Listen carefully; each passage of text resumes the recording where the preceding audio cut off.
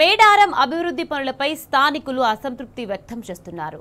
సమ్మక్క సారమ్మ జాతర పనులు త్వరితగతిన పూర్తి చేయాలని మంత్రులు అధికారులను ఆదేశించడంతో కాంట్రాక్టర్లు పనులను వేగవంతం చేశారు. జాతరకు వచ్చే భక్తులకు ట్రాఫిక్ అంతరాయం కలగకుండా చేస్తున్నారే కానీ తమ గోడును ఎవరు పట్టించుకోవడం లేదని స్థానికులు మండిపడుతున్నారు. డ్రైనేజీ వ్యవస్థ సరిగ్గా లేదని అనేకసార్లు అధికారులకు ఫిర్యాదు చేసినా పట్టించుకోవడం లేదని స్థానికులు ఆగ్రహం వ్యక్తం చేశారు. డ్రైనేజీలు లేక ఇళ్లలో వాడుకునే నీరు రోడ్లపైకి చేరి ఇబ్బందికరంగా ఉంటుందని వాపోయారు. డ్రైనేజీ నీరు వల్ల రోగాల బారిన పడుతున్నామని ఆవేదన వ్యక్తం చేశారు. డ్రైనేజీ నిర్మాణ పనులు చేపట్టాకే రోడ్డు విస్తరణ పనులు మొదలు పెట్టాలని గ్రామస్తులు డిమాండ్ చేస్తున్నారు.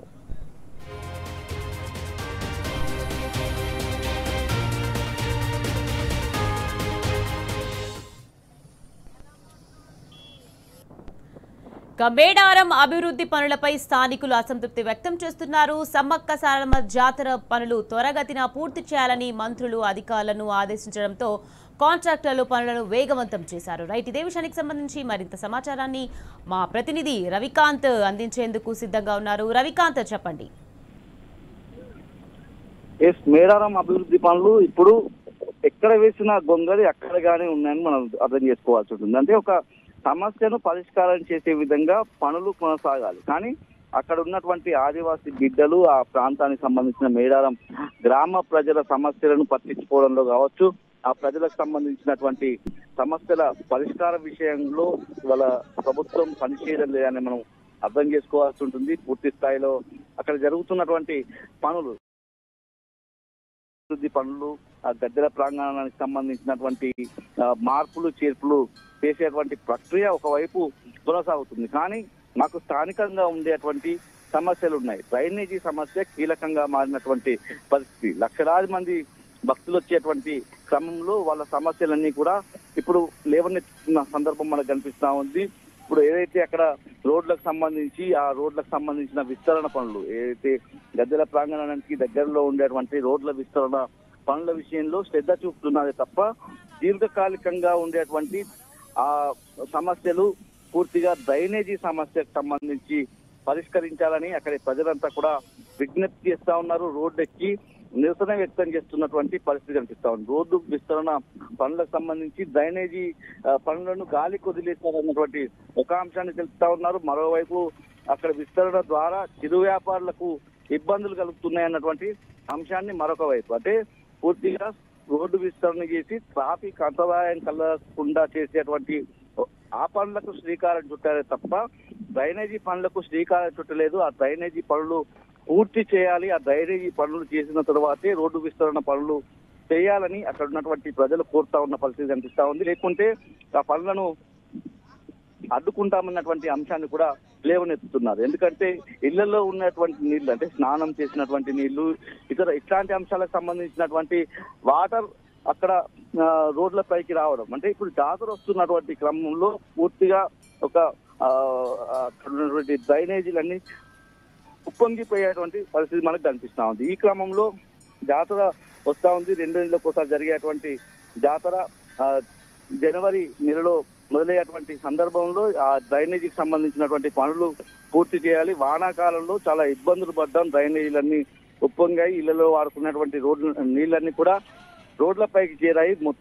మొత్తంగా అధికారులు ఈ డ్రైనేజీ నిర్మాణం చేపట్టిన తర్వాతే రోడ్డు విస్తరణ పనులు చేయాలన్నటువంటి అంశాన్ని లేవనెత్తుతున్నారు. మరోవైపు ఏదైతే చిరు వ్యాపారులకు సంబంధించి మమ్మల్ని అందరినీ కూడా రోడ్డున పడేశారు. మాకు సంబంధించిన ఏదైతే ఎన్నో సంవత్సరాల నుంచి చిరు వ్యాపారాలు చేసుకుంటున్నాము, మేడారం జాతర మీద ఆధారపడి అమ్మవార్ల జాతరకు సంబంధించి ఇక్కడ ఎన్నో ఏళ్ల నుంచి చిరు వ్యాపారాలు చేసుకుంటున్నాము, మమ్మల్ని అన్ని కూడా పరిష్కరించాలి, మేము దిక్కుతో తోచని స్థితిలో ఇప్పుడు ఉన్నామన్నటువంటి అంశాన్ని లేవనెత్తుతున్న పరిస్థితి కనిపిస్తుంది. మరోవైపు ఇటు మల్లంపల్లి రోడ్డు కూడా ఇప్పటికిప్పుడు పూర్తయ్యే పరిస్థితి కూడా కనిపించలేదు.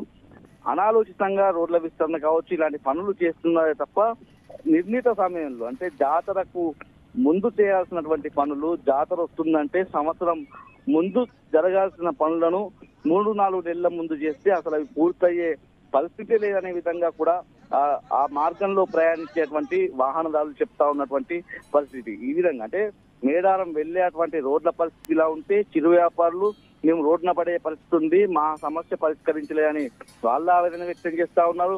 మరోవైపు రోడ్డు విస్తరణ అంటే ఆలయానికి సంబంధించి దగ్గరలో ఉండేటువంటి రోడ్డు విస్తరణ పనులు జరుగుతున్నాయి, కానీ దానికి సంబంధించి డ్రైనేజీ నిర్మాణం చేసిన తర్వాత రోడ్డు విస్తరణ చేయాలని అక్కడ ఉన్నటువంటి ప్రజలు, మేడారం ప్రజలు చెప్తా ఉన్నారు. స్థానికుల డిమాండ్ గా కూడా ఇది కనిపిస్తా ఉంది. ఏదైతే డ్రైనేజీ నిర్మాణ పనులు చేసిన తర్వాతే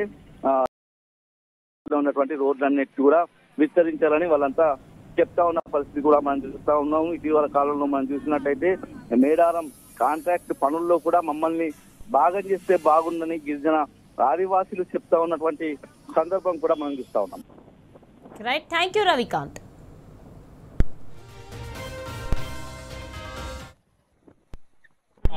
మేడారం వచ్చే భక్తులు అందరూ ఈ వనదేవతలు దర్శించుకోవడానికి వస్తుంటారు.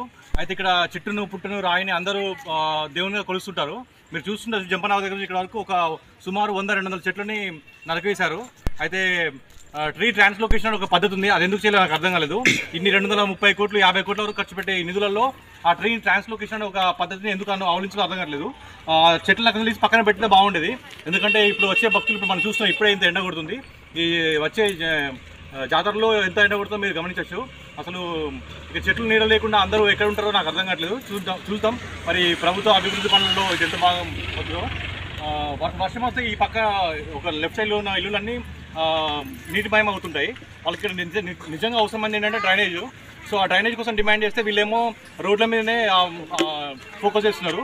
సో తగ్గించి వాళ్ళకి కావాల్సిన డ్రైనేజ్ ఇస్తే వీళ్ళకి చాలా ఉపయోగకరంగా ఉంటుంది. ప్రభుత్వం వారు కోరుతుంది ఏంటంటే అభివృద్ధి పనుల్లో భాగంగా కోరుతుంది ఏంటంటే 60 ఫీట్ల రోడ్డు కోరారు. కానీ 60 ఫీట్ల రోడ్డు వల్ల మా ఇంటి ముందున్న పందిరి కావచ్చు, లేకపోతే షాపులు కావచ్చు, చాలా నష్టం చేకూరుతుంది. అందుకని మేము 50 ఫీట్ల వరకు ఇస్తామని మేము అంగీకరించాము. ఒకవేళ సైడ్ కాలు లేకపోతే రోడ్లన్నీ రోడ్డు మీదకి వాటర్ వచ్చేస్తున్నాయి. ఎవరు ఇల్లు కడిగినా రోడ్డు మీదకి వస్తున్నాయి. వర్షం పడ్డ రోడ్డు మించే పోతాను. ఇప్పుడు ఎప్పుడు పోయి చూసినా కూడా మీరు చూడండి, రోడ్డు మీదకి వాటర్ రావడం వల్ల పొక్కలు పడి గుంతలు పడి వెహికల్స్ కూడా డ్యామేజ్ అయ్యే అవకాశాలు ఉన్నాయి. ఎవరన్నా స్పీడ్ బ్రేకర్ కూడా లేవు రోడ్డు మధ్యలో. సైడ్ కాలంలో ఉండాలనేది మా ముఖ్య ఉద్దేశం. మనం జాతర వరకే కాకుండా శాశ్వతంగా జరుగుతుంది. ఆ పనులు నాశనకం కాకుండా జాతర ఎప్పటికి ఎల్లప్పుడూ చూసినట్టు చూడాలి. మళ్ళీ మెయిన్గా ఇక్కడ ఉండే వాళ్ళకి కూడా వచ్చే వాళ్ళకి టాయిలెట్స్ లేవు, వాటర్ లేవు తాగడానికి. అవి ముందు చూసుకోవాలి గవర్నమెంట్ అనేది చూస్తుంది. సుమారు 100-200 చెట్లని నరికేశారు. అయితే ట్రీ ట్రాన్స్లోకేషన్ ఒక పద్ధతి ఉంది, అది ఎందుకు చేయాలో నాకు అర్థం కాలేదు. ఇన్ని 230 కోట్లు 50 కోట్ల వరకు ఖర్చు పెట్టే ఈ నిధులలో ఆ ట్రీ ట్రాన్స్లోకేషన్ ఒక పద్ధతిని ఎందుకు అవలంబించాలో అర్థం కావట్లేదు. చెట్ల అక్కడ తీసి పక్కన పెట్టితే బాగుండేది. ఎందుకంటే ఇప్పుడు వచ్చే భక్తులు ఇప్పుడు మనం చూస్తున్నాం, ఇప్పుడే ఇంత ఎండ కొడుతుంది. ఈ వచ్చే జాతరలో ఎంత ఎండ కొడుతుందో మీరు గమనించవచ్చు. అసలు ఇక చెట్లు నీడ లేకుండా అందరూ ఎక్కడ ఉంటారో నాకు అర్థం కావట్లేదు. చూద్దాం మరి.